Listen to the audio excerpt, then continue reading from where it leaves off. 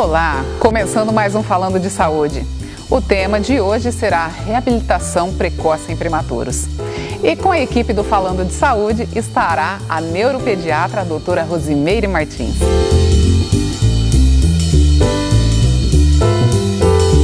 Olá, doutora Rosimeire Martins, como vai? Tudo bem. Seja bem-vinda novamente ao Falando de Saúde, obrigada pela sua presença aqui. E vamos falar de novo sobre um tema complexo, né, doutora? E delicado, né? Que é o prematuro, doutora. Na verdade, eu acho que a nossa cultura ainda não tem essa visão de reabilitação precoce do prematuro.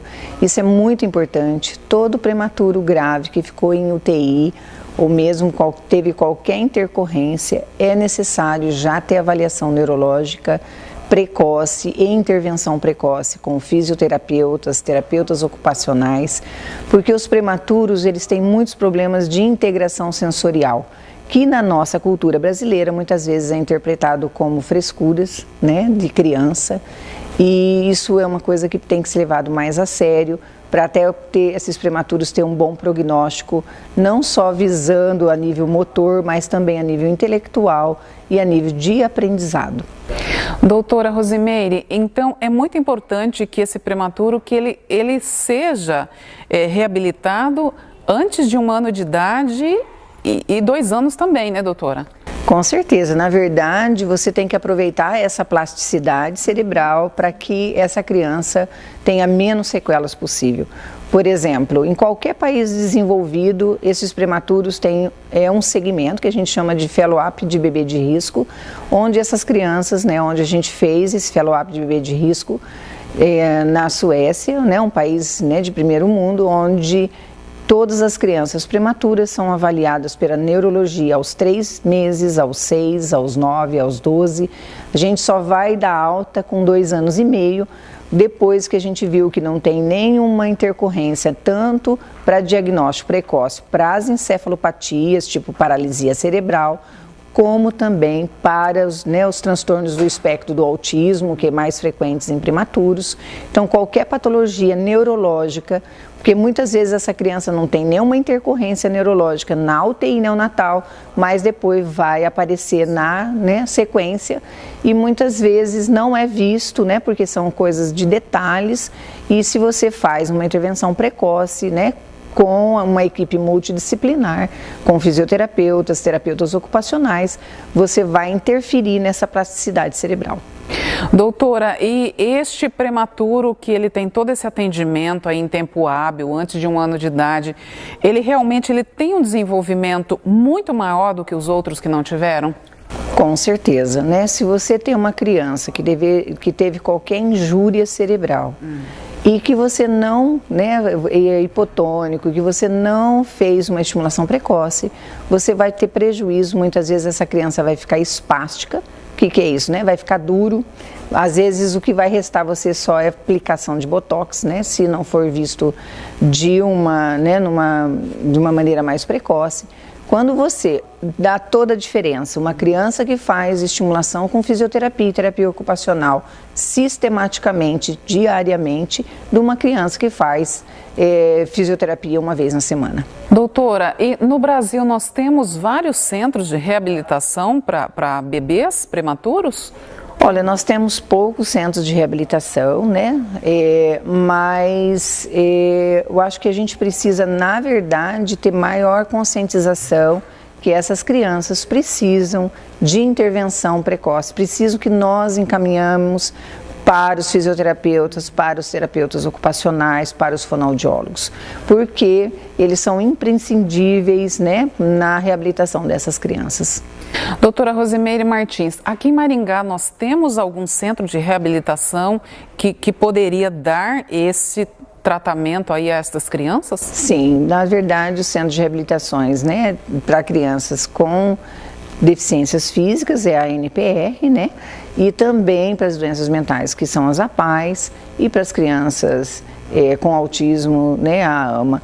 Mas às vezes nós precisamos que essas crianças sejam encaminhadas, né, para os centros, ou sejam encaminhadas tanto para esses centros de reabilitação ou para também centros de reabilitações particulares, né, que existem, né, para reabilitação, onde os prematuros precisam de fisioterapia neurológica adequada, né? Então, assim, tem que ter uma abordagem a nível de integração sensorial, de todos os sentidos, né?